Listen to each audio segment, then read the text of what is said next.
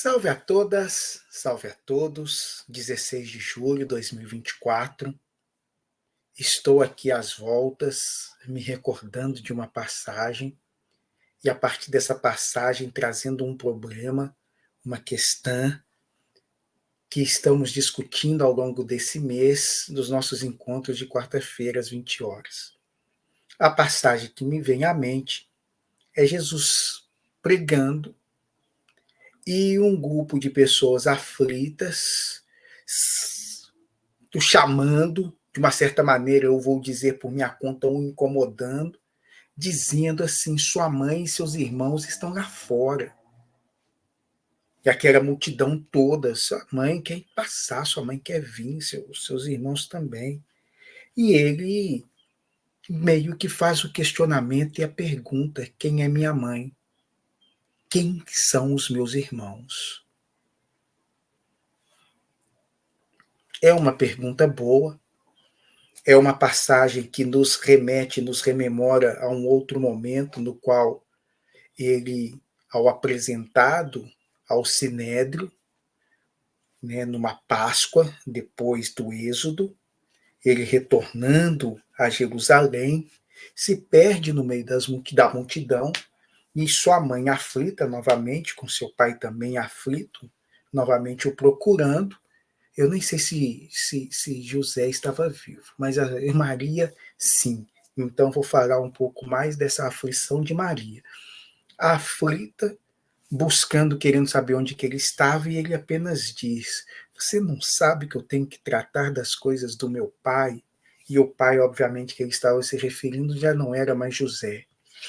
Era esse outro pai celestial, o Abba, que ele nos reensinou a trazer e a chamar nessa relação um pouco mais amistosa, humana, cordial.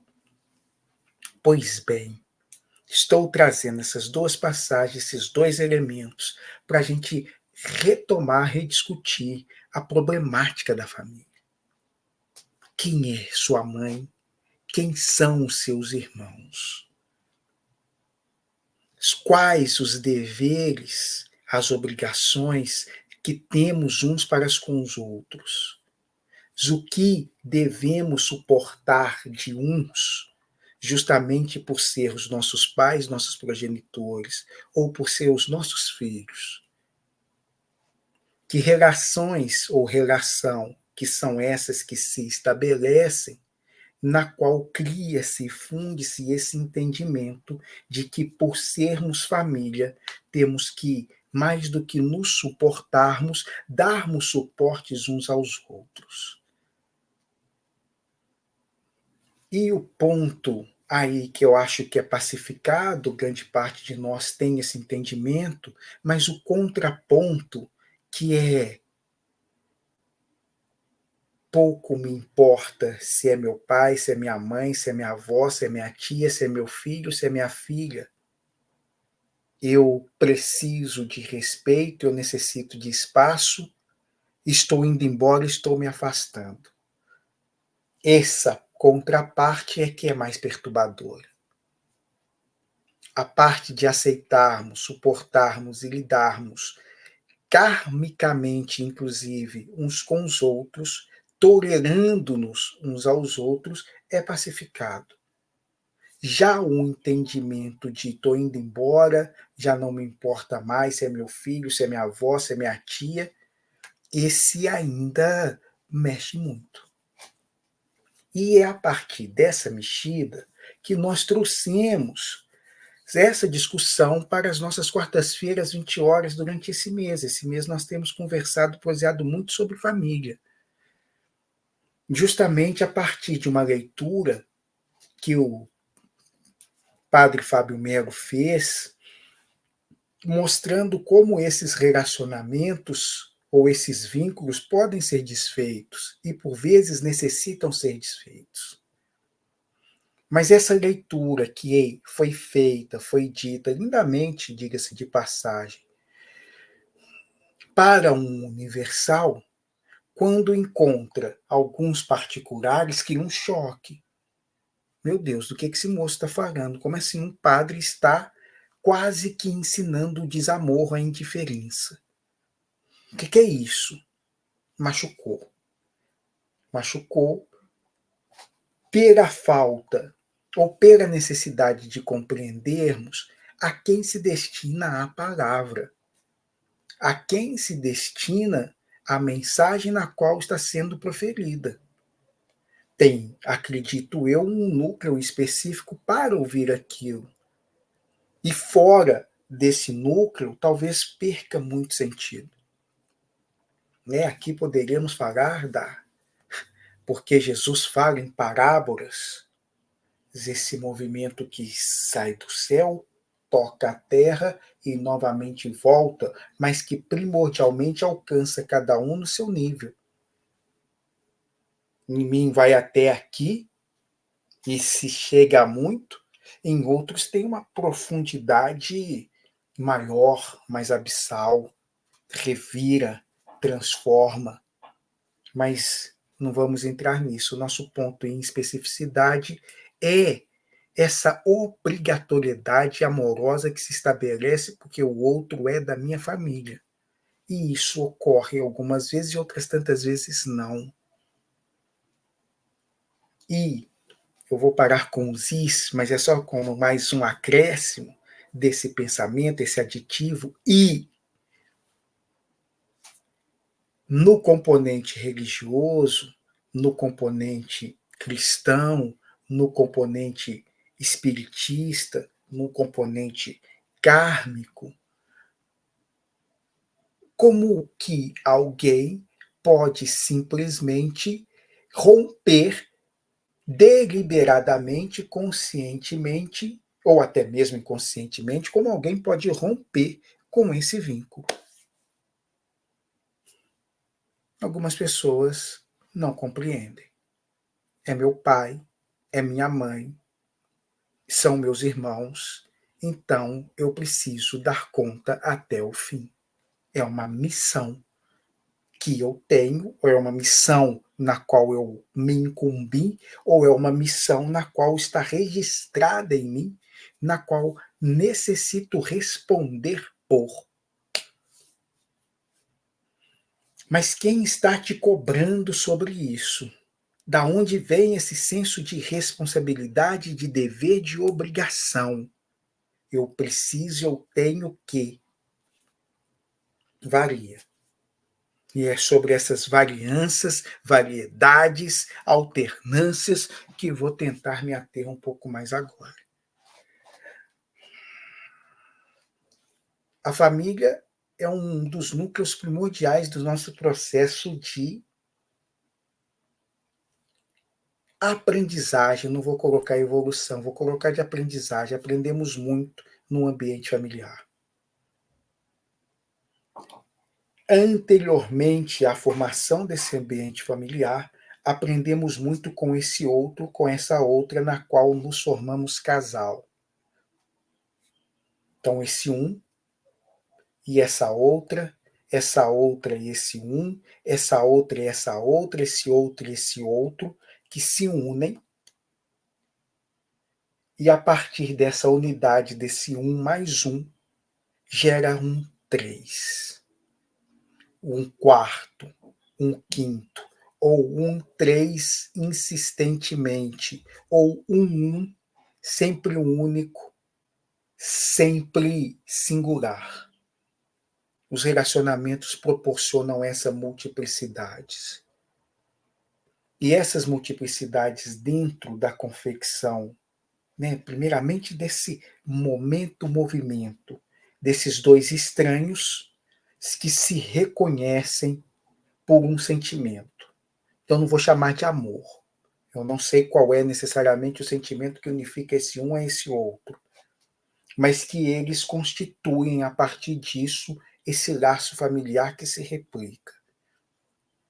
E por mais que esse um e essa outra, estou trazendo aqui para um discurso heteronormativo mesmo, vou ficar nele, esse um e essa outra se unifiquem e criem, replicando quase que esses valores que estão aqui no meio entre os meus dedos, está permeando tudo isso, mas sendo espargido a partir de mim, direto ou indiretamente, na criação dos outros, que nós vamos aqui reconhecer como filhos. Cada filho que nasce, cada filho que vem, retoma esse entendimento de unidade. Sendo mais claro, o filho caçula tem uma representação de pai e mãe que é muito diferente do filho mais velho. Por conseguinte, os filhos do meio também têm uma representação de pai e mãe que é diferente do filho mais velho, que é diferente do filho caçula. Para cada filho que temos, há uma representação de pai e mãe diferente. E entre esses irmãos, há concepções e entendimentos muito claros, ou não tão claros assim, muito claros entre nós, há tratamentos distintos, se não numa totalidade, em alguns aspectos e algumas partes. Há comportamentos que vão sendo moldados a partir desse tratamento deferido ou não deferido a um determinado filho.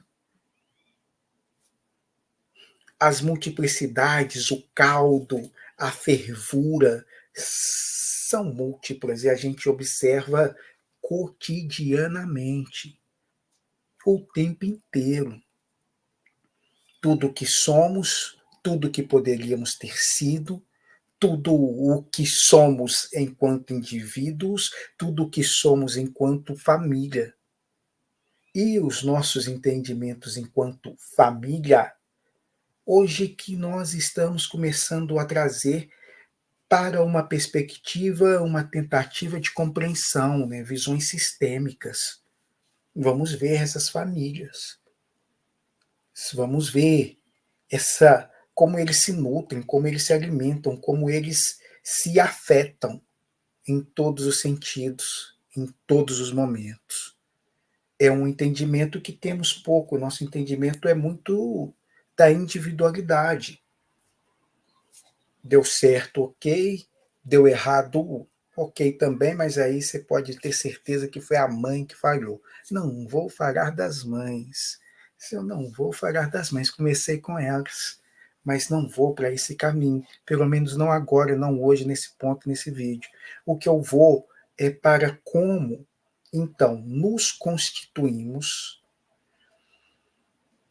a partir dessa replicação, desse um e desse outro, que é bonito. São dois estranhos, são dois universos, por vezes, por mais próximos que sejam, muito distintos e muito separados, muito diferentes, que se aproximam e que criam novas relações com novos seres que aí chegam. Essa é a nossa matriz material. Tem uma sobreposição de matrizes que são perceptíveis no âmbito do afeto, mas que eu vou dar para ela uma sobreposição maior já imediata, do campo do energético e do espiritual. A minha ligação é com meu pai, não é com a minha mãe. A minha ligação é com o meu irmão, não é nem com meu pai, nem com a minha mãe. A minha ligação não é com nenhum desses caras, dessas moças que estão aí, é com minha tia e com a minha avó. A minha ligação não é com nenhum deles, eu não sei o que eu estou fazendo aqui. Meu Deus do céu, que povo é esse? Que pessoal é esse? Que coisa é essa que eles falam, que eles acreditam, que eles postulam, que eles querem me impor? Esses estranhamentos ou esses reconhecimentos são lindos. Mas são também os caldos de tensões que, uau, nos movimentam. Nos movimentam. Receber, pensando nesse lugar das encarnações maternas, receber um ser como filho, ou seja, aquele que vai chegar ao mundo a partir de mim, e eu já tinha por esse ser algum tipo de afeto positivo, meu Deus, isso explode. Isso, pum, vai agora vou trazer à existência um ser que me apunhalou, que me traiu, ou que eu matei, ou que eu envenenei, e esse ser também vai passar por mim. E aí passa, mas antes desse passar são 9 meses de gestação, e gestações com desejos, e gestações com imagens, e gestações com uma ebulição de sentimentos, um caldo, um volume mexendo e revirando tudo, até que tem essa explosão de oxitocina no qual nasceu, pariu, e ao mesmo tempo que eu amo, algo em mim tem uma repulsa. E ao mesmo tempo, ao inverso, algo tem uma repulsa, mas eu amo também. Que coisa é essa? E isso passa nos primeiros anos, isso passa nas primeiras décadas, isso passa numa encarnação? Nem sempre. É atenuado por esse pai, por esse irmão, por o irmão ou a irmã que vai nascer, por a tia, por outros laços, por outros meios. A relação entre esses dois fica uma relação truncada. Eu não sei o que é, mas não quebra. Sempre tem ali uma barreira, sempre tem ali um algo que impossibilita um intercâmbio, impossibilita uma, um encaixe. É sempre da ordem da confusão, do atrito, do. E aqui eu ainda estou trazendo algo que está na ordem de um termo do cotidiano, do comum, do ordinário no sentido desse comum. É o que a gente encontra na maioria dos lares mesmo. João que amava Teresa, João que Teresa que amava Maria, e assim essas quadrilhas que se estabelecem, ou esses laços e esses vínculos que se firmam, que se formam. Tudo certo. Problemas e questões é que temos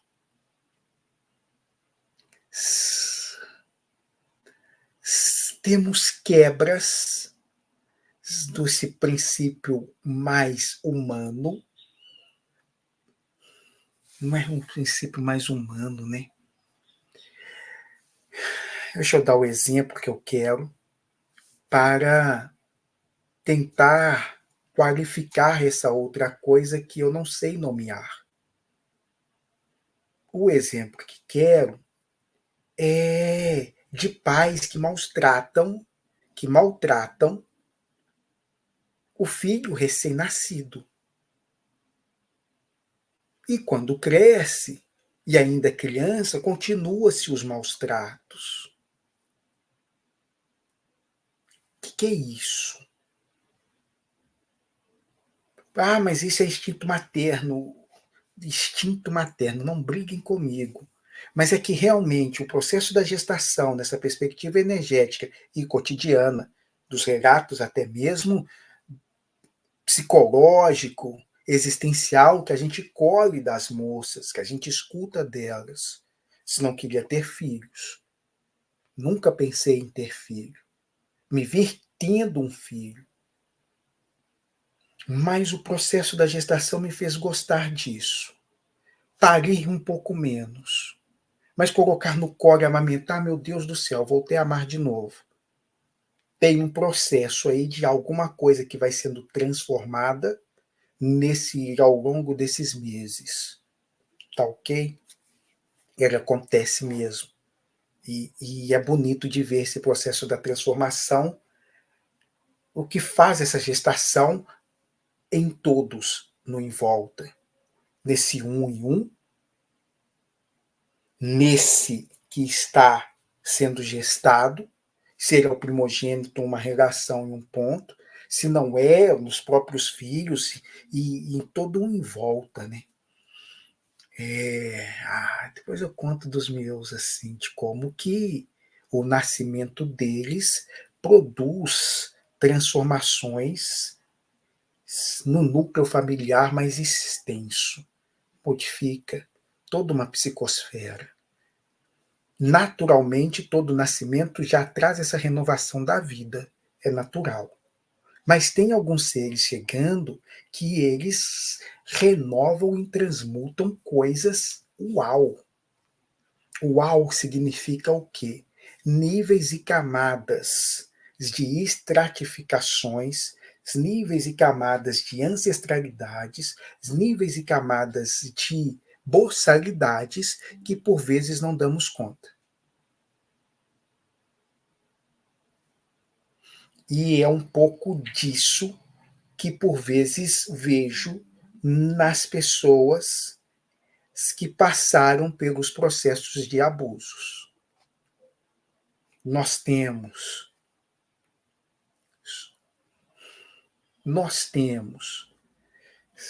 isso é perigoso, né? Então eu já corto. Vou só nos casos dos abusos, no qual a pessoa tem um nível de luminosidade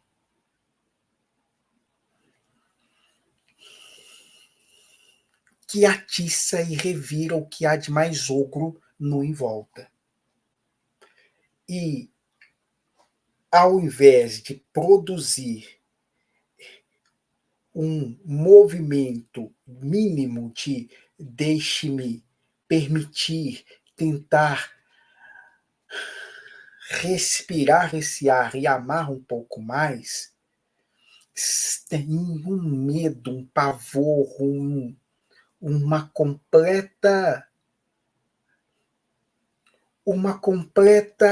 completo desajuste do que eu estou sentindo, do que está me provocando esse sentir e o entendimento que eu dou. Sendo mais claro, tem energias que são muito doces, muito suaves, muito amorosas, muito sutis. Elas são amor. O novo, a criança, o recém-nascido, ele exala muitas vezes isso. Naturalmente, chegamos ao mundo, temos um frescor vindo aqui das esferas. Estamos fresco, é um cheiro diferente, é um ser diferente no meio daquilo tudo. Vai adaptando, vamos perdendo, vai adequando, vai modelando, vai tendo as transformações. Alguns mantêm um patamar e uma vibração elevada. Mas o contraponto no que eu quero chegar é que muitos seres entendem isso como tesão. A ogricidade é tamanha e tanta que essas esferas de carinho, de amor, de coisas que nem sei nomear, é sentido e captado como tesão.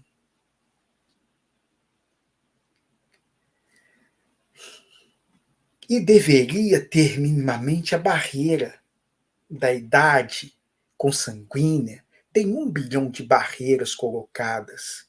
No entanto, contudo, todavia, o ogro avança.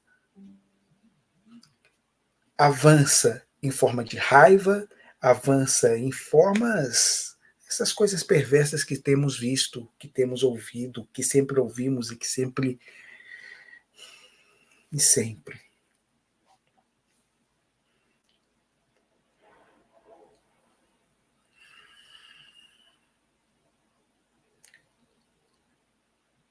Esse vínculo que se forma, essa relação que se estabelece,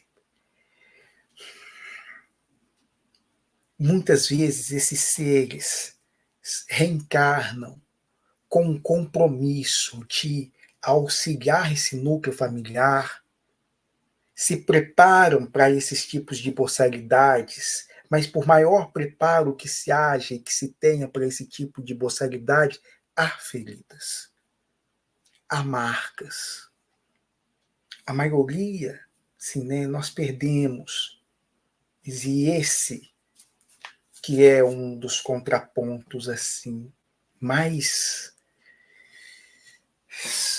cruéis que temos visto, observado, é como que os abusos, especialmente os da ordem sexual, e as violências psíquicas aí do caso dos usos mais diversos das drogadições, tiram e perdem e levam a maioria dos seres que nasce com o compromisso da transformação. Eles acabam fazendo o mesmo movimento de transformação, mas por um viés muito mais doloroso, muito mais dolorido, muito mais pesado. Na maioria das vezes a gente entende desse meu lugar que aqui me encontro como perdemos.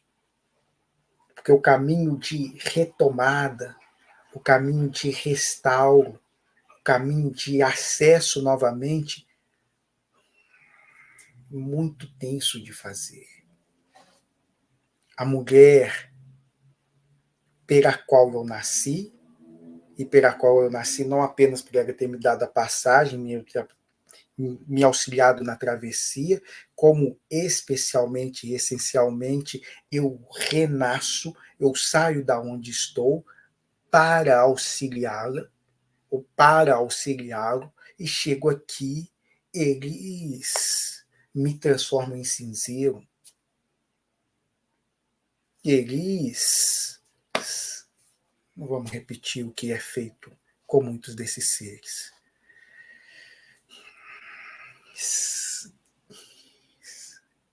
O vínculo da confiança, o vínculo da entrega, o vínculo da aceitação tem um abalo brutal.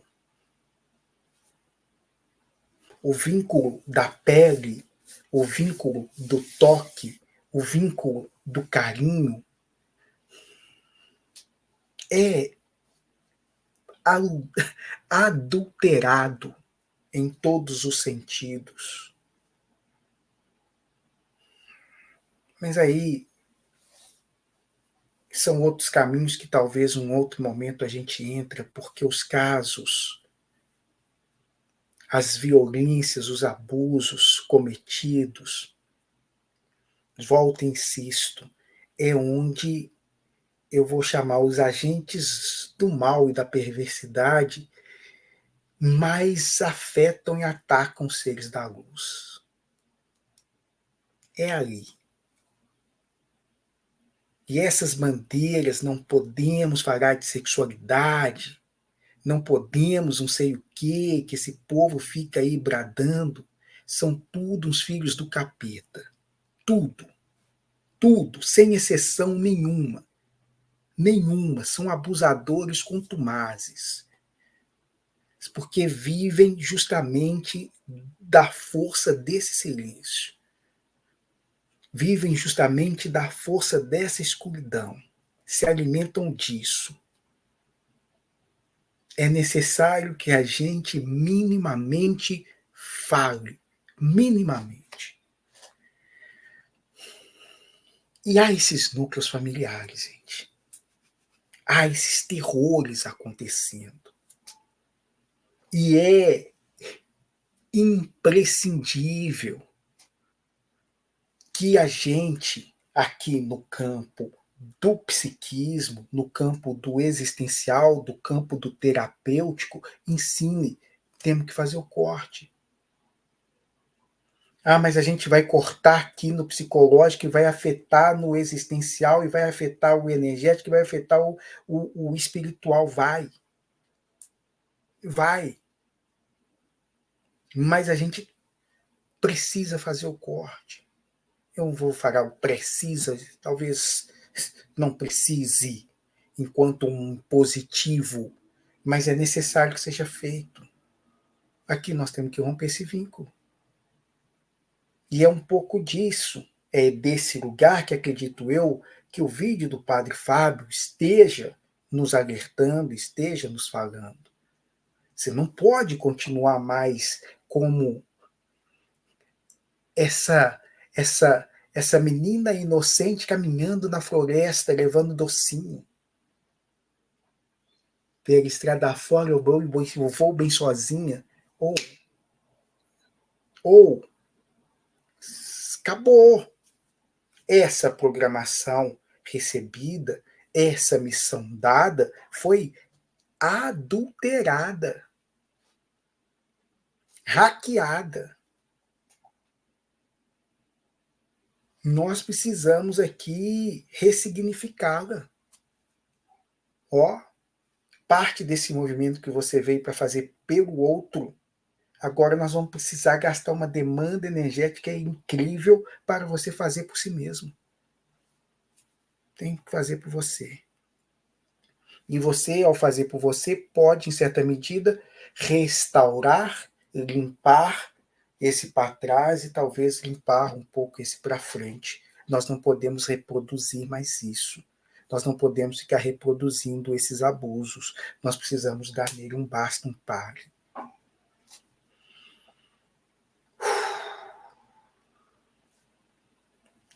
Mas a minha missão, o que eu faço com a minha missão? Eu nasci com essa programação, eu nasci com essa missão. Nasceu. Mas nessa missão, não tinha lá dito, colocado, que o seu pai, seu padrasto, seu irmão, sua mãe, sua tia, seu avô, iria abusar de você da infância, desde quando você tinha 5, 7, 9, 11, 12 anos.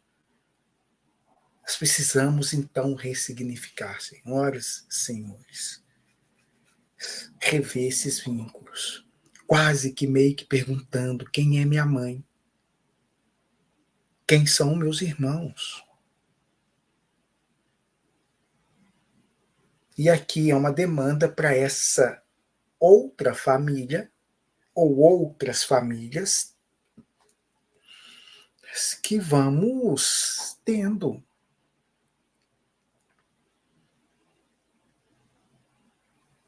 A força do abuso é que te leva para o covil dos inimigos. Cai lá, no colo dos caras. Dos babão, dos sedentos, dos famintos. Mas é no colo deles, no colo delas. Porque perdeu, mais do que perdeu, foi retirado essa preciosidade da confiança. Mas não é da confiança nesse sentido estrito, é dessa confiança, que é difícil até de nomear, qualificar. Que confiança é essa que eu estou falando? É uma confiança. Não estou só. Estão comigo. Estou com aqueles que me protegem.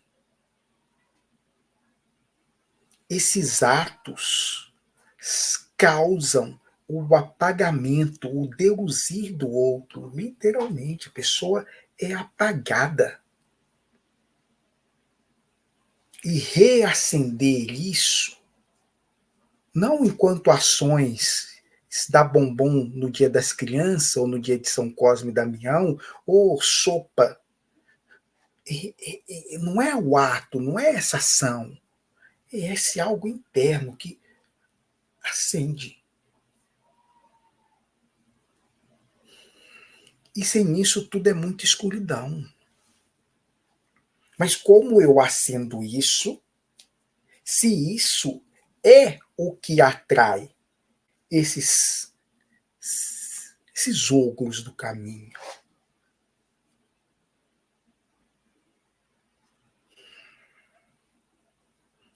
A fé auxilia, Mas o campo que nós estamos trazendo é esse campo do mundo ou do corpo emocional que a gente não pode fingir que não está lá e que a gente não vê.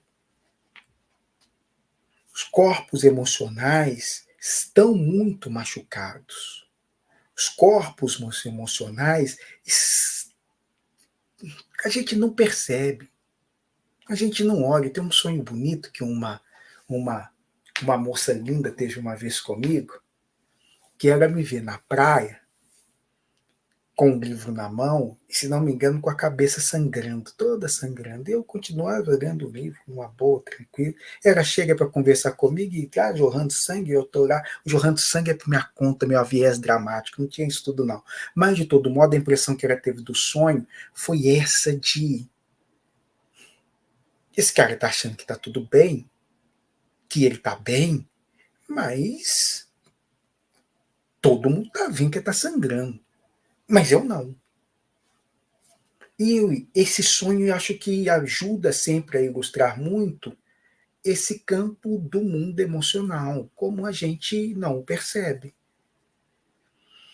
Uma outra linda, né, essa fabulosa também, com os seus processos de sofrimento mental, e especialmente dentro do sofrimento mental, pensando na depressão, ela, em um determinado momento, era da psicologia, ela vira e diz assim: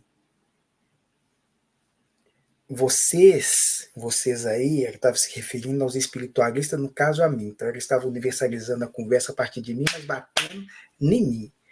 Vocês não acreditam que o cérebro adoece. Vocês acreditam que o rins adoece, que o coração adoece, que o músculo adoece, o músculo atrofia, mas sofrimento mental, o cérebro adoecido, vocês não acreditam. Eu falei assim: não é assim. Você não sabe de nada. Você não sabe das coisas. Você está falando por falar. Você sabe que você está falando por falar. Mas continuei ouvindo.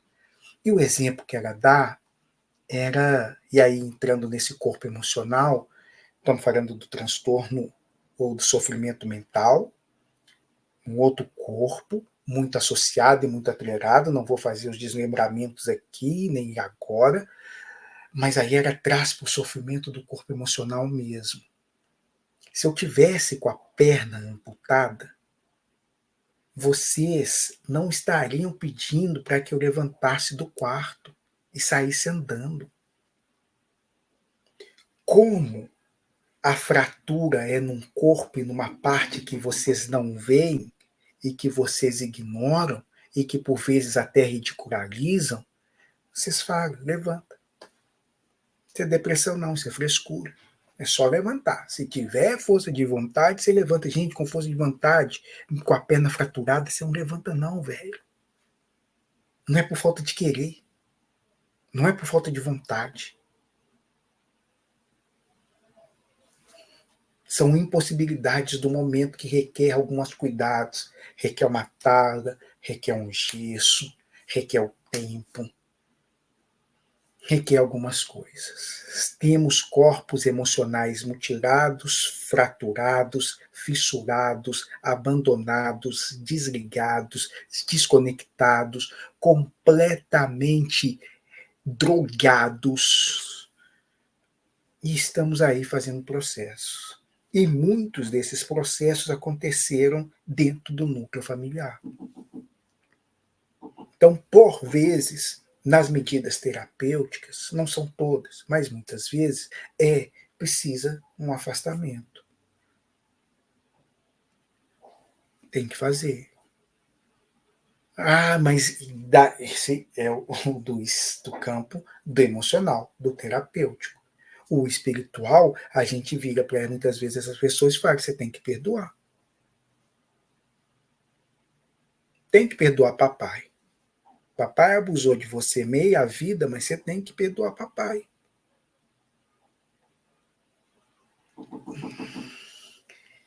Espiritualmente, ela vira e diz: tá, perdoei.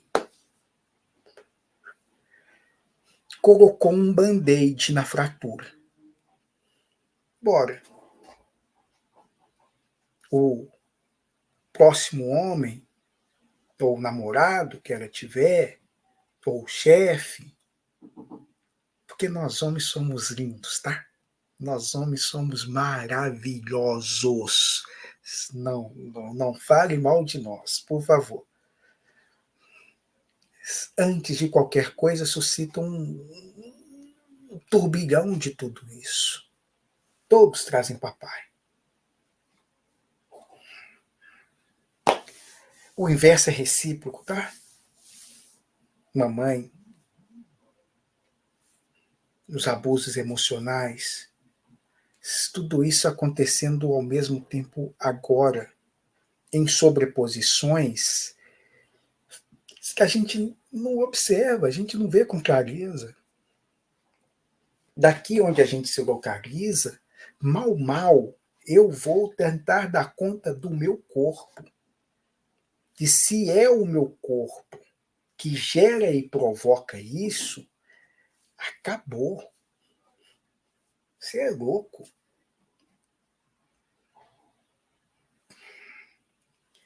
Uma partilhante linda que vivenciou um desses processos de abuso, ela praticamente faz uso de roupas, ou fazia uso de roupas durante um bom tempo, que era o dobro do tamanho dela. Eu não tenho corpo, não. Eu vou tampar todas as partes do meu corpo. Se tiver uma burca, pode me dar. Eu uso a burca. Eu fico mais confortável.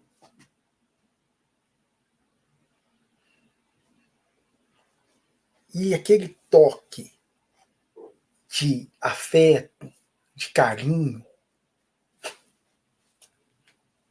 eu não consigo receber também.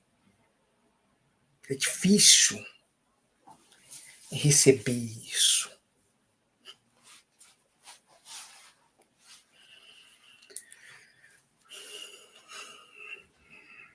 Tenso. Ela participou, voltei para ela de novo. Tá? Foi testemunha de Jeová, perdoou todo o universo de nosso Deus e de todos os outros conhecidos. Mas a fissura e as dores estão aí. Estão no cotidiano, estão no nosso fazer, estão no nosso falar, estão no nosso esconder. A família, eu falei de processos familiares mais deslocados, mais desajustados, mas que impactam nesse nosso grande corpo. Estamos machucados. Estamos nos machucando.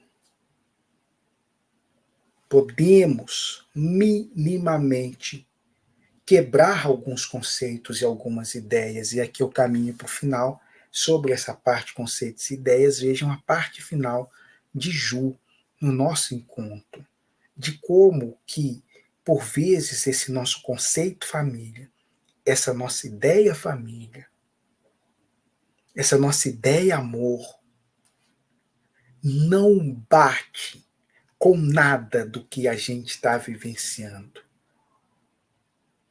E aí, por uma idealização que me deram, que me trouxeram, eu não reconheço o meu em volta como sendo amoroso, e embora seja, minha mãe faz tudo por mim, meu pai faz tudo por mim, mas amor, quando eu vejo na novela, é o pai que tem uma mansão, que trabalha para dar para os filhos o carro do ano, o computador do ano. A minha mãe trabalha, mas fica longe de casa, danada. Então, obviamente que essa mulher não me ama. Conceitos, ideias do que a gente compreende aqui como sendo o amor, que é necessário reformular. dentro desses grandes conceitos, dentro dessas grandes ideias, tem essa coisa, eu não vou chamar de maluca, embora eu já tenha chamado, da missão. Eu tenho uma missão, eu não vou parar, meu estilo é pesado e faz tremer o chão, minha palavra vale tiro, eu tenho muita munição. Mas esse é outro tipo de missão, né? Outro tipo de missão, Racionais no Ar.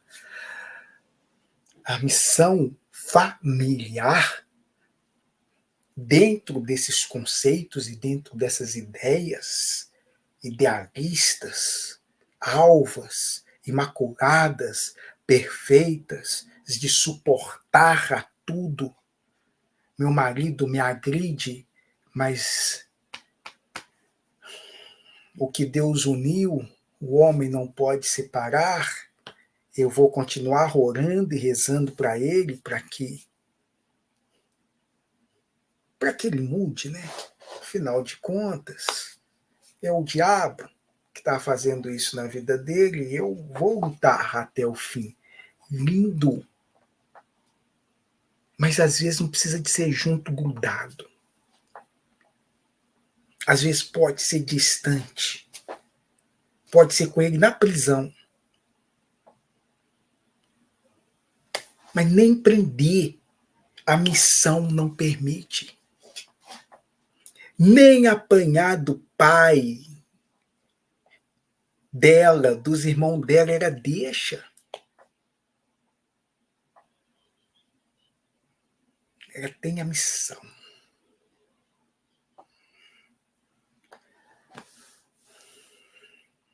É um sofrimento, por vezes, desnecessário. Não há missão. E aí é uma leitura equivocada que, por vezes, nós fazemos da crucificação. O morrer para libertar os outros do pecado.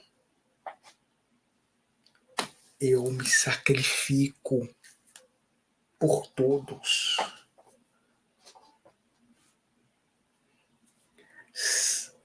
Não é bem isso não, gente. Especialmente no século XXI. No século XXI nós não temos mais nenhum Juninho.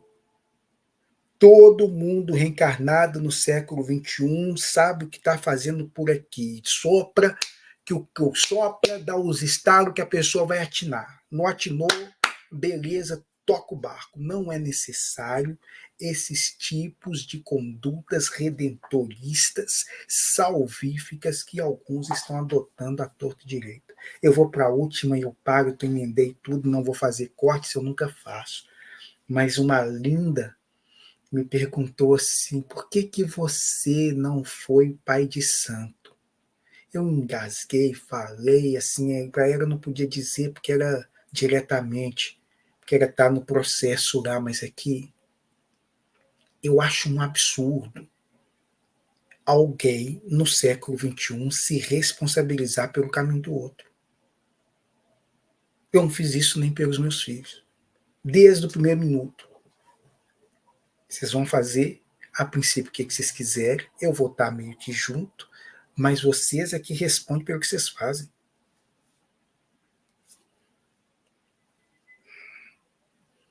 Não é bonito, não é mais certo, mas é isso. Ou, o que é isso? Eu não estou dando conta de mim. E os outros querendo se responsabilizar em missão por gente que, karmicamente, é até mais velho que você. Muito mais velho, muito mais preparado, não acendeu a luzinha, não tomou consciência, porque não, olha, não está muito afim, não. E vocês fazendo um esforço de estar afim para eles. Não, eu vou estar afim para eles. Não, eu vou dar para eles um jeito, pode deixar. Oh, não dá não, gente. Por favor, vamos sair disso, muda isso aí. Faça o seu melhor, auxilie o máximo possível. auxiliar é diferente, ajudar é diferente, estar junto é diferente. Ó, somos irmão, estamos juntos, bora. Quer ir, nós vamos.